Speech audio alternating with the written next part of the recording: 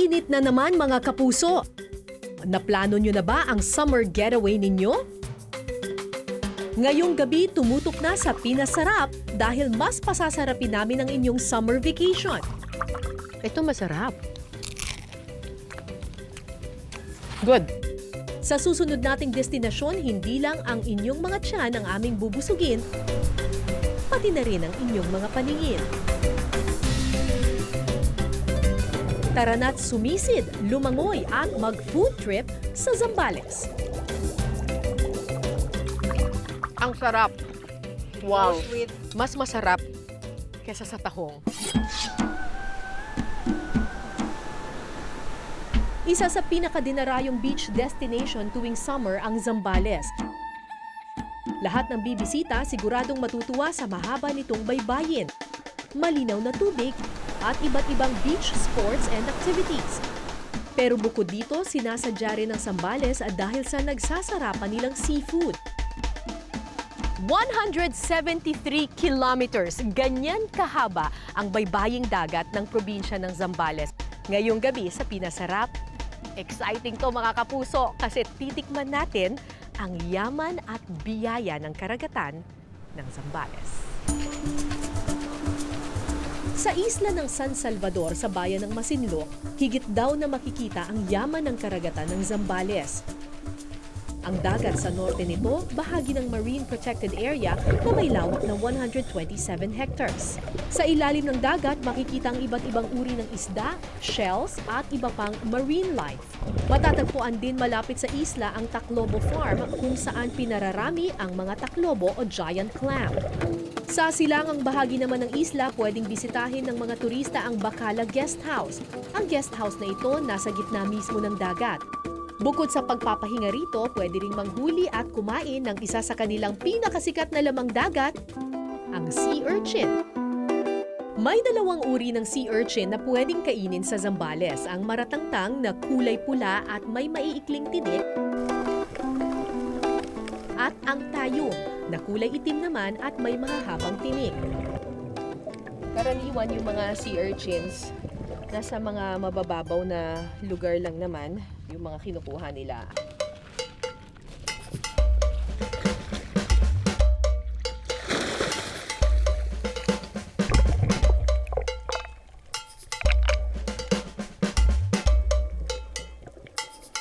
Sa kalagitnaan ng pangunguha namin ng tayom, natusok ako eh.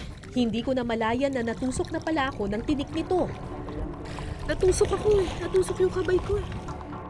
Kapag natusok ka raw ng sea urchin, kailangang ibabad ka agad sa maligamgam na tubig ang bahaging natusok para mabawasan ang sakit.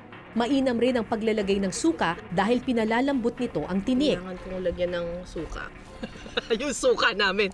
Yung suka namin meron pang sibuyas. Okay, medyo tumigil na yung dugo niya. So, sabi nila hopefully matutunaw na siya ng kusa dahil dun sa suka.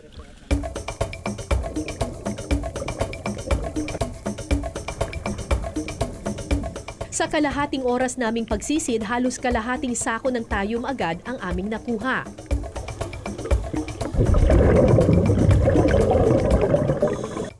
May ligtas na paraan din pala ang mga mangingisda para matanggal ang mga tinik ng mga tayom na aming nakuha. So, pagkatapos nilang hinugasan yung sa loob ng sako yung sea urchin, natanggal na yung kanyang mga matataas na, yung mga matutulis na tusok. Ganito ka tataas yung mga tusok na yan, pero nabali-bali na siya, so pwede na siya ngayong hawakan.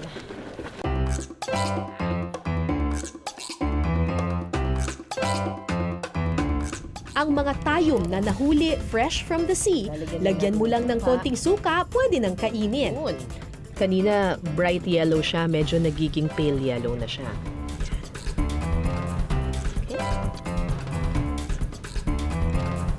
Sarap. Ang anghang ng suka nyo ah.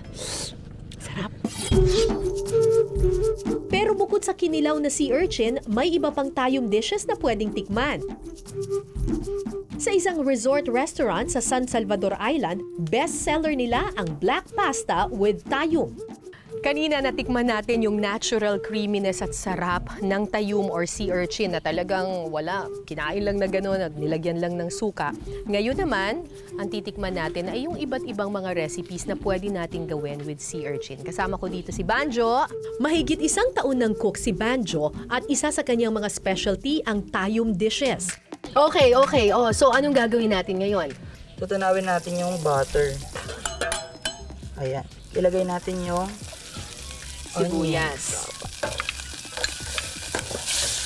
So, para mas madagdagan po yung lasa, dagdagan po natin ng apple cider po. Minsan ito yung ginagamit nilang alternative for white wine. Yes po. Pagkatapos hahaluin ang laman ng tayum sa isang lalagyan hanggang maging pino ang texture. Pagkatapos po, pwede na natin ilagay yung ating butter mixture po. Yung tinunaw natin kanina. Okay. Haluin lang natin ulit para mag-proportion po ng kulay. Then, idadagdag na po natin yung tinta po ng pusit. Matapos ang ilang minutong paghahalo, pwede nang ilagay ang ating black pasta sauce. Ayun. Ready to serve na ang ating black pasta with tayum. Actually, hindi mo na masyadong malalasahan yung sea urchin dun mismo sa sauce niya kasi nahalo na siya with squid ink.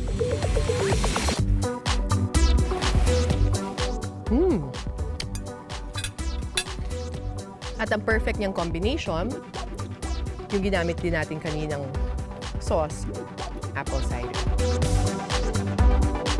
Apple cider rosé. Sarap! Favorite ko tong wine na to kasi very fruity siya. Ang hindi lang maganda sa black pasta, nagiging itim din yung labi mo. At yung ngipin mo.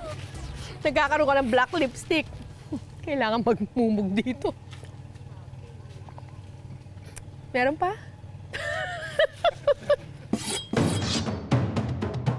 Kung mahilig naman kayo sa crab, may alimasag din na ipinagmamalaki ang mga Zambalenyo. Pero ang crab na ito may kakaibang itsura dahil meron itong 11 spots sa kanyang shell. Kaya naman ang tawag nila dito, onse-onse. Pero kapag natikman naman daw ang nagsasarapan nitong mga putahe, hindi ka raw mao-onse. Dahil sa sarap at lasa, jackpot daw talaga.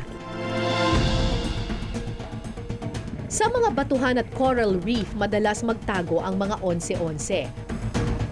Ang kadalasan nilang kinakain, shellfish tulad ng sea urchins. At dahil maraming shellfish sa Masinloc Beach, ito rin ang dahilan kung bakit maraming onse-onse rito.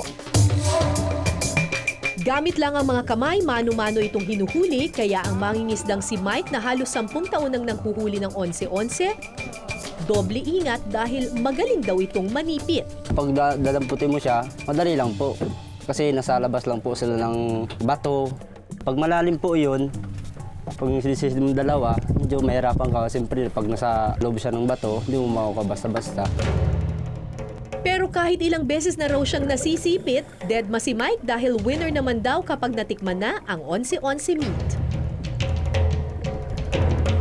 Sa 3 oras na pagsisid, nakahuli ng 3 malalaking onse-onse si Mike. Ang onse-onse ay lumalaki ng hanggang 7 inches ang haba at kalahating kilo ang bigat. Nabebenta niya ito ng 100 pesos kada kilo. Si Chef Kino, onse-onse ang paboritong seafood mula pa nung bata siya. Madalas kasing mag-uwi noon ng onse-onse ang kanyang ama.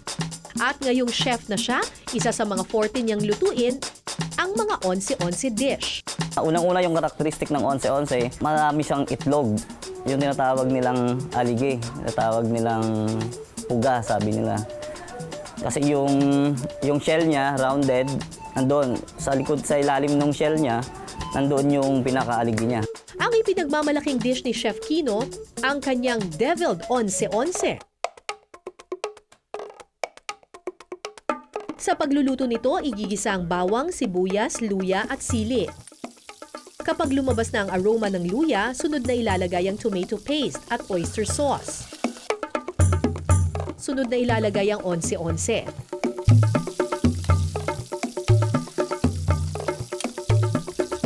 Hayaan lang itong kumulo ng 3 hanggang 5 minuto. Sunod na ilalagay ang egg whites. At kapag luto na ang egg whites, hahaluin lang ito ng kaunti at pwede nang iserve ang deviled onse-onse.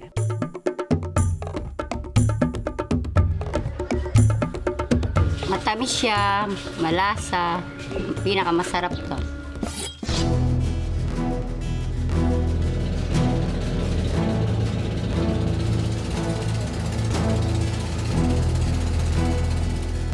It's 5 o'clock in the morning. Andito ako ngayon sa San Salvador, isang isla dito sa bayan ng Masinloc sa Zambales. Ito yung isa sa mga pinakamayamang parte ng karagatan dito sa Zambales. Talagang very rich yung kanilang coral reef at kung ano-anong mga shellfish, isda at mga sea urchins daw ang makukuha natin ngayong umaga. Excited na ako. Ang yaman ng kalikasan ng Zambales makikita rin sa ilalim ng kanilang karagatan. Bukod sa mga isda, sagana rin sa iba't ibang shellfish ang kanilang dagat.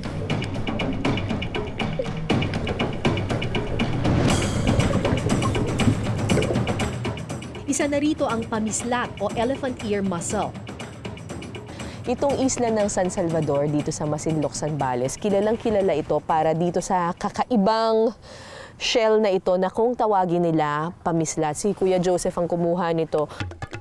Hindi raw bababa sa 12 feet ang lalim na sinisisid ni Joseph sa tuwing nangunguha siya ng pamislat. Nakabaon daw kasi sa buhangin ng mga ito. Ano bang bakit ba ano ba ito? Ano itong ano niya? Nakano na yun, ma'am, yung parang mata na yun, ma'am. Paano to kinukuha? Hinuhukay po po. Hinuhukay pa? Opo. Sa ilalim ng dagat? Buhangin. Sa buhangin. Nakabaon siya dun sa ilalim ng buhangin. So, hindi mo makikita. Pero para makita mo siya, ito daw, sabi ni Kuya Joseph, humahaba daw ito ng hanggang ganito. Opo. Nakausli po talaga. nakausli. Ito lang, kung nakikita ninyo yung butas na yan, no? Yan yung mata ng pamislat. Tapos nakausli siya doon sa buhangin. Opo. So, ang kailangan mong hanapin yung maliit na mata niya. Opo. Para makita ang mga pamislat, kinakapa ito sa buhangin. Saka huhukayin. Nahahawig sa tahong ang pamislat, pero ang pagkakaiba nito, puti ang kulay ng shell nito na nahahawig daw sa tenga ng elepante. Sabi nila, kapag pinagdikit mo siya na ganyan, para siyang tenga ng elepante. Actually, even yung kanyang aparato dito, para siyang kakulay at ka-shape din nung trunk ng elephant, pati yung balat niya parang balat ng elepante. Sa resort na ito sa San Salvador Island, ang best-seller nilang pamislat dish may French twist, ang pamislat marinière. Kasama ko dito si Miss Merly Meru. Oo. Si Miss Merly ay taga Bulacan. Yes. Oo, pero ang kanyang asawa ay taga Masinloc. Right. But most of your life, half of your life, you're in France. Yes. Oo. Tama po. Oo, at doon mo natutunan itong recipe na ito. So ano po una natin gagawin? Lalagyan natin siya ng butter. Hintayin natin na uminit medyo ma-melt muna. siya ng Oo. konti. So ito, itong pamislat, itong iluluto nating dish, para siyang East meets West na kumbaga. Right. Fusion siya, Oo, parang yes. fusion na siya dahil yung Ang ating ginamit natin ay ingredient local. ay local. Pamislat. Oo, Yes. pero ang ating way of cooking ay Is French. French. Oo. Ala Frances ang tawag nila sa ganon. Igigisa muna ang bawang at sibuyas at lalagyan ng konting tubig. So, ilalagay natin yung ating white Ang cream. bango na. All-purpose cream. Yeah, Okay. So, pwede na natin siya ilagay. Yan. Yan na natin siya. Sorry. Yan. Okay. Kapag bumukas ng shell, luto na ang pamislat. Pwede nang ilagay ang celery na magbibigay dito ng masarap na aroma. So, yan na. Okay na yan. Pwede na natin i-pour yung Ang bango. Wine. Ito is It- white wine. Yeah, this is white wine. Puy, ang tawag niya ay Puy Fumé. One of the best white wines in France. So actually yung wine kapag nilalagay naman sa mga recipes, hindi naman ito para malasing tayo or No. whatever kasi niluluto naman siya so nawawala naman yung kanyang alcohol content. Yeah. Naglalagay talaga ng wine sa mga recipe yung mga Europeans to bring out the natural Right. flavor of seafood. Ilang minuto pa, luto na ang pamislat marinière.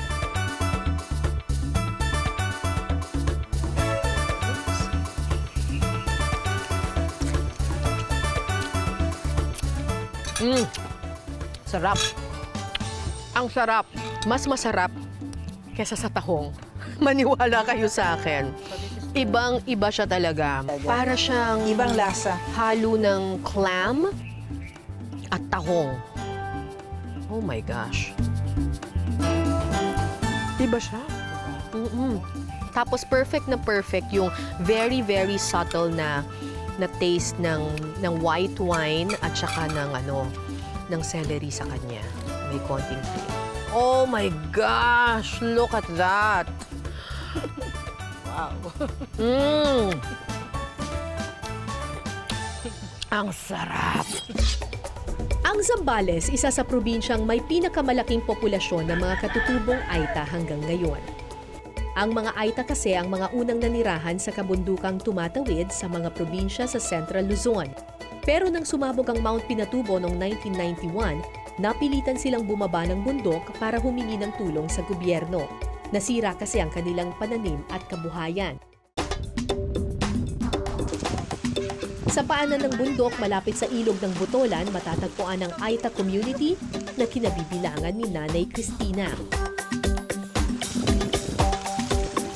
Sa ilog na ito nagmumula ang mga sariwang isda na kanilang inuulam. Gaya po ma'am ng ganitong tag-init o summer, dito po kami kumakain sa ilog at parang picnic po. Yun po karaniwan ang pinanguulam. Gamit lang ang mga kamay, mano-mano nilang hinuhuli ang mga maliliit na isda na kung tawagin nila paliya. Sa pamamaraan po namin mga katutubo, hinuhuli po namin sa mano-mano. Gaya po ng pagdao o sa tawag po ipangangapa ng isda sa tubig. Nandun po sa ilalim ng bato yung isda, tapos doon po namin hinuhuli yung isda na mga paliya. Pero hindi lang paliya ang kanilang nakukuha sa ilog, may nahuhuli rin silang tipon.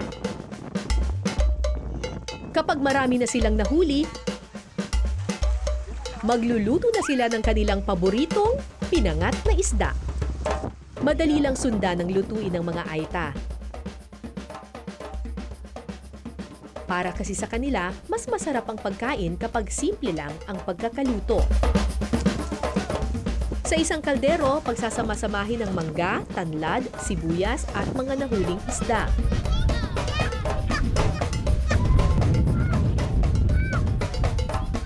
Matapos itong pakuluan ng ilang minuto, luto na ang pinangat na isda ng mga Aita.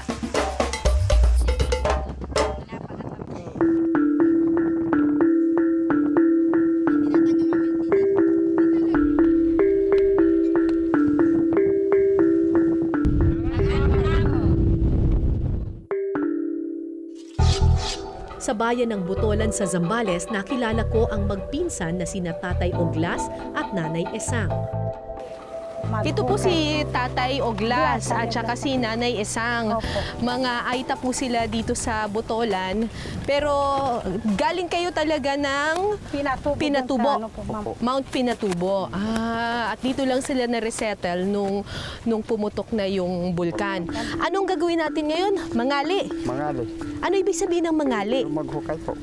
Maghukay. Ano yan salitang mangali? Sambal? Sambal po. Sambal. Ang katutubong wika ng mga Aita ay sambal. At doon nanggaling yung salitang Zambales. Kasi ang mga unang mga nakatira dito sa Zambales, sa probinsyang ito, ay mga Aita. At ang kanilang wika, sambal. Okay. Ano po yung kukunin natin dito? Kamuting baging po ma'am. Kamoting baging. Iba pa po yun sa kamoting kahoy. Iba po yun.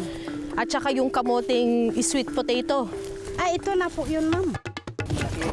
Ayun, ang laki. Wow! Wow! Pwede na itong kunin? Pwede na ma'am. Ano, hilahin lang na ganyan?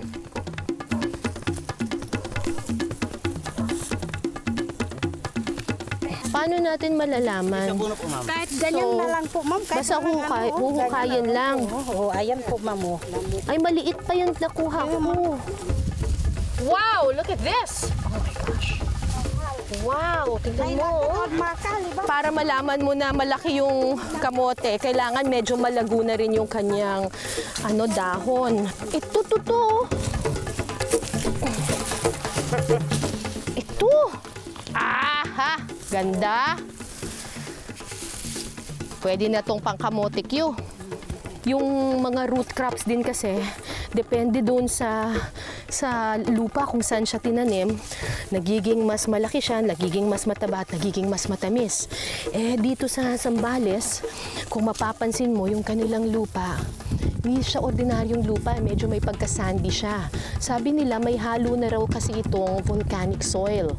Dahil nga dito matatagpuan yung bulkang Pinatubo.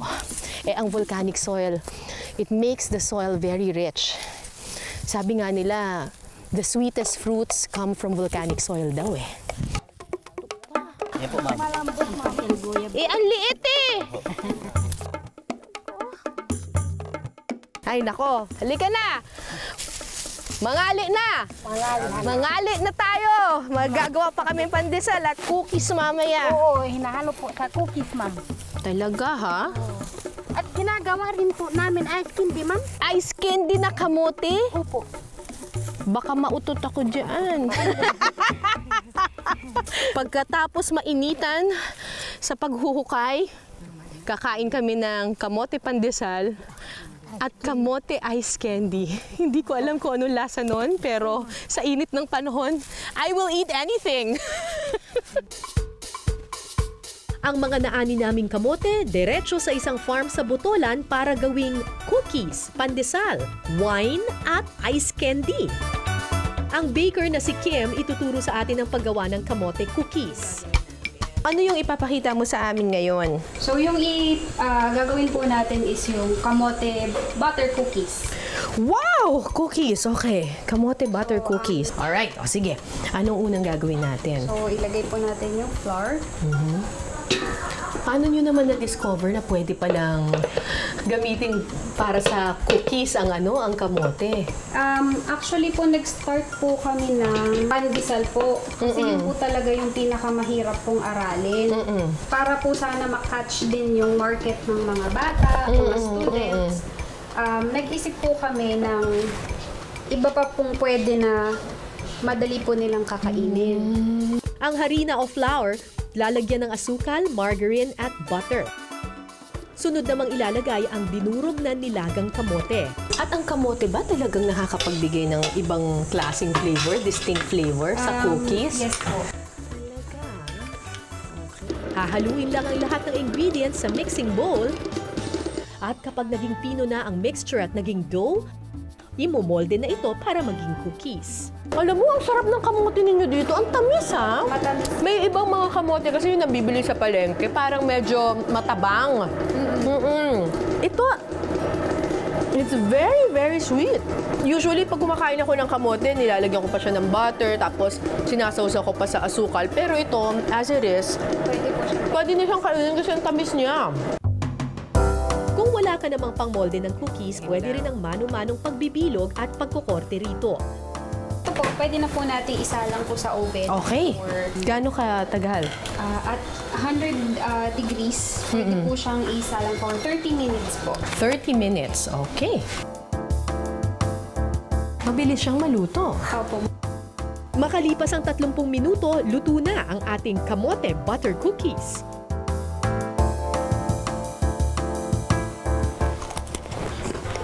Ay, sarap, ha? Malinamnam siya. Tapos lasang-lasa mo yung butter. Opo. Tapos meron siyang saktong-saktong sweetness lang. Hindi siya matamis na matamis. Pero yung kamote kasi meron siyang distinct sweetness eh. Na hindi nakakaumay. Opo, tama. Ang harap na. It's not your ordinary butter cookies na super tamis na nakakasawa. Nalalasahan mo yung kamote. And it's really nice, ha? Bukod sa cookies, meron din silang pandesal at ice candy na gawa sa kamote. Para siyang pinaghalong pandesal at monay. Manamis-namis! Ito, ice candy. Mas gusto ko siya kaysa sa munggo. Ang harap! No, seriously, ang sarap niya. Tapos alam mong kamote siya kasi naralasahan mo pa yung medyo bits of kamote. Hindi siya smooth na smooth talaga.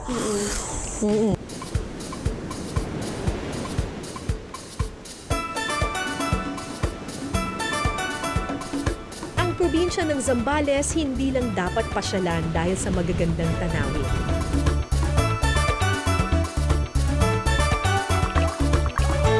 Masarap din itong sadyain dahil sa nagsasarapan nilang mga pagkain. I love this. Na mula sa yaman ng kanilang karagatan,